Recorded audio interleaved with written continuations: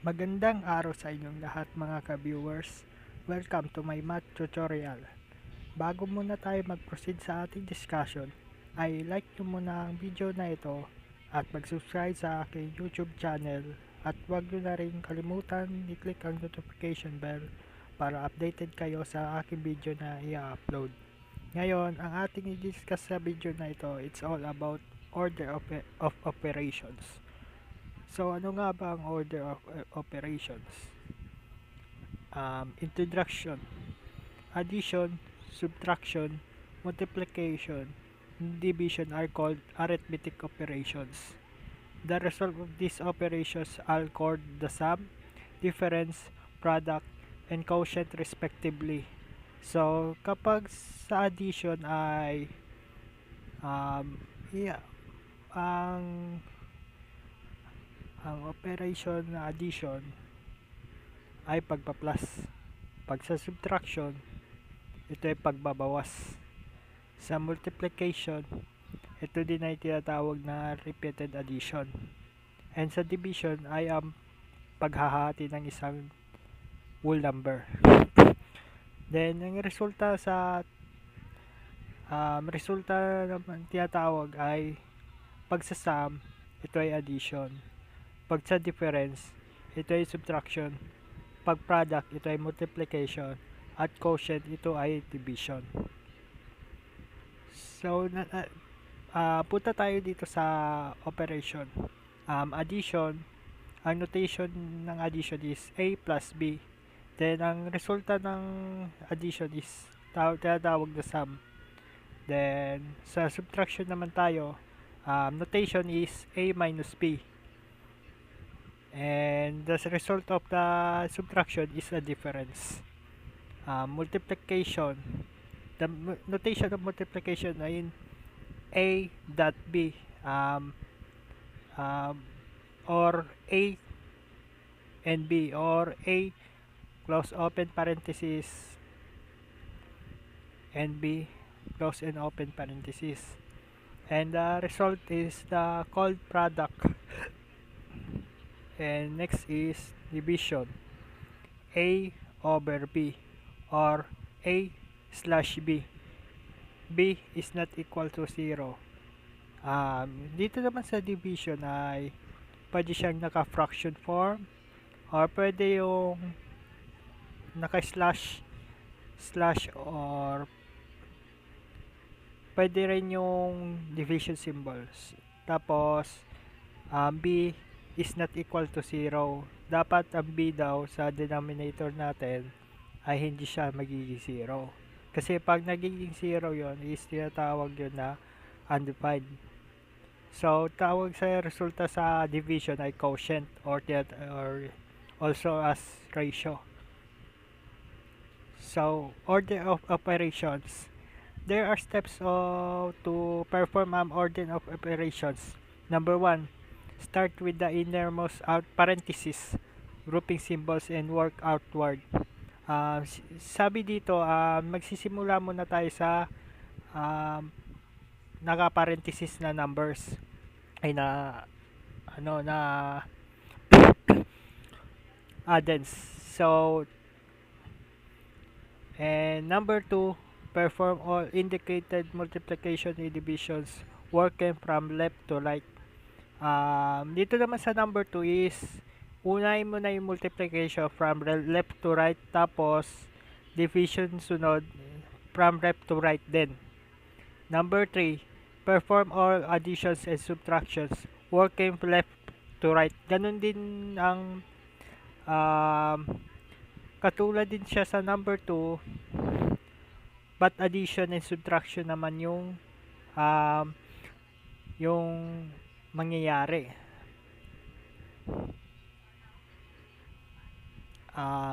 Example number 4, simplifying expressions using the correct order of operations. Simplify the expressions. A, 4 plus 3 times 2 minus 7 times 5 is equal to plus 6. And sa B, 7 minus 6 or over 2 times 3 plus 8. So, solution natin sa letter A is letter A. Perform multiplication first. Unahin muna natin yung multiplication. That is 3 times 2 is equal to 6. And then the 7 times 5 is equal to 35. And then second, then perform the indicated additions and subtractions. Pwede na natin silang i-add. I-add muna natin. 4 plus 6 equals 10. 10 minus 35 equals 25. I-add din natin sa 6. Magsagot ay negative 19. Solution B naman is the numerator and the denominator are similar to expressions in parentheses. Simplify this separate first following the correct order of operations. Then perform multiplication in the denominator first. I-multiply muna natin yung sa denominator, which is yung 2 times 3. Sagot is 6. Then sunod is perform subtraction in the numerator and addition in the denominator.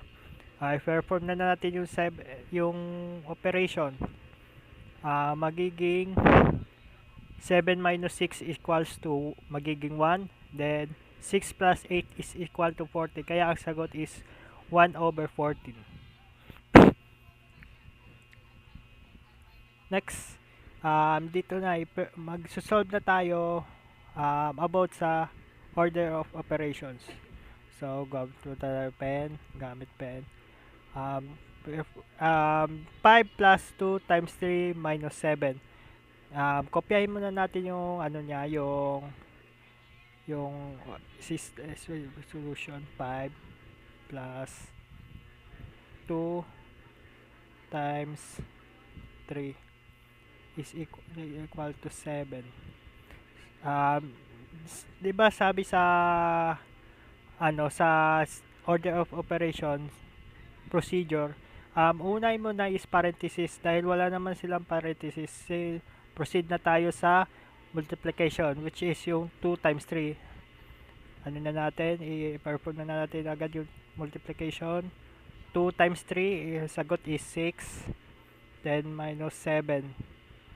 Next is, sunod ay, second is addition. This is yung 5 plus 6. Sagot is 11 minus 7. Then, perform the subtraction, which is 11 minus 7 equals 4. So, the answer in problem number 1 is 4. Next.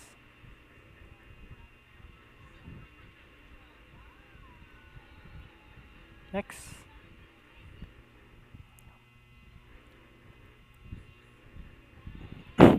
Two plus 5 times 4 plus 3 plus times 6. So, wala din naman dito tayong naka-group symbol. So, ang mauuna is multiplication muna. So, kopyahin muna natin itong ano na to. 5 times 4 plus 3 times 6. So, unahin muna natin multiplication. 5 times 4. Kopyahin mo na, bring down 2. Kopyahin mo na yung 2. Then, 5 times 4 equals to 20. Then, plus 3 times 6 is 18. Then, pwede na natin silang i-add. 20 plus 2 plus 20 is equal to 22. Plus 18. 22 plus 18 is equal to 40.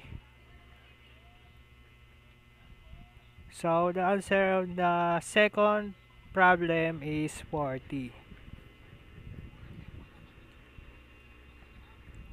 Next.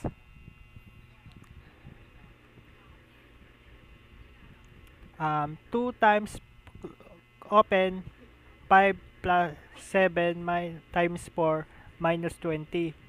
And close parenthesis. So, meron na tayong nakikitang grouping symbol. So, unahin muna natin sa loob ng parenthesis. Kopyahin muna natin yung problem. 2 times 5 plus 7 times 4 minus 20. So, unahin muna natin yung parenthesis.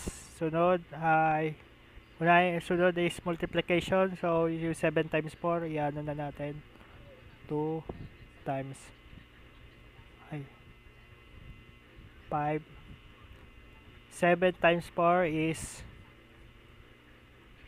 28 minus 20.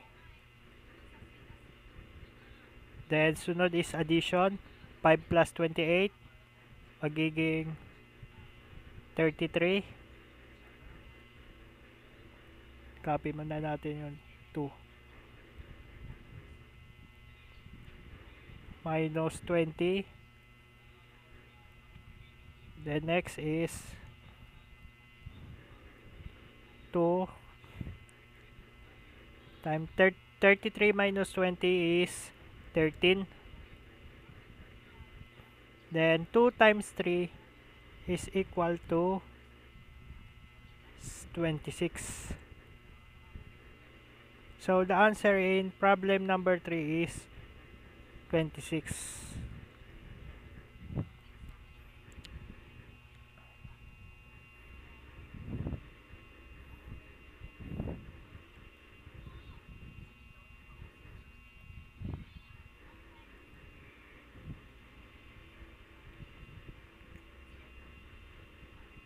In last problem, negative 3 times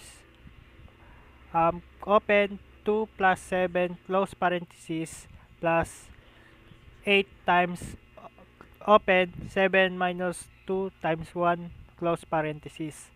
So, unahin muna natin yung sa parenthesis. Kopyahin muna natin yung problem. Ay, sorry.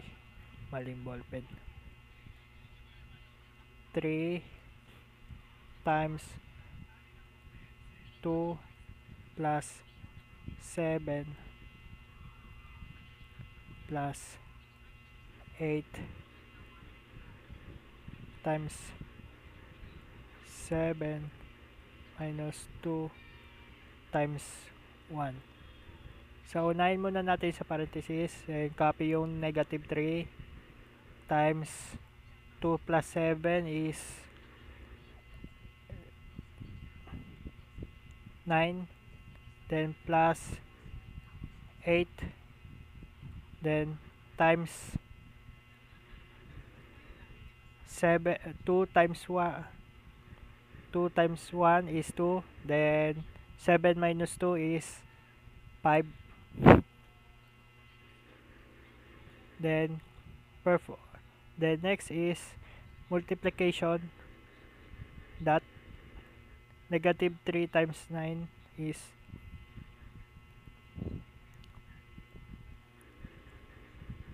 negative 3 times 9. Ay, sorry. Buray natin muna. Yan, perform na natin yan. Negative 3 times 9.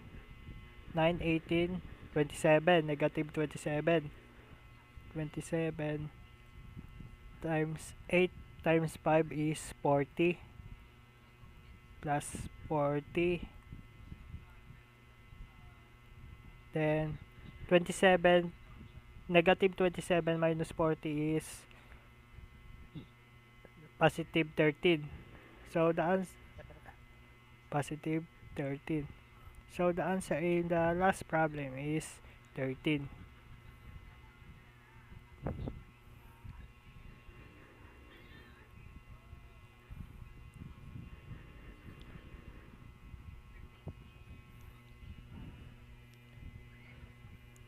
Sa mga ka-viewers, sana nakakatulong ang video na ito sa inyo. Kung may katanungan o nahihirapan, ay huwag kayong mahiya na mag-comment sa video na ito at maisasagot ko ito agad. Maraming salamat sa panonood and good luck!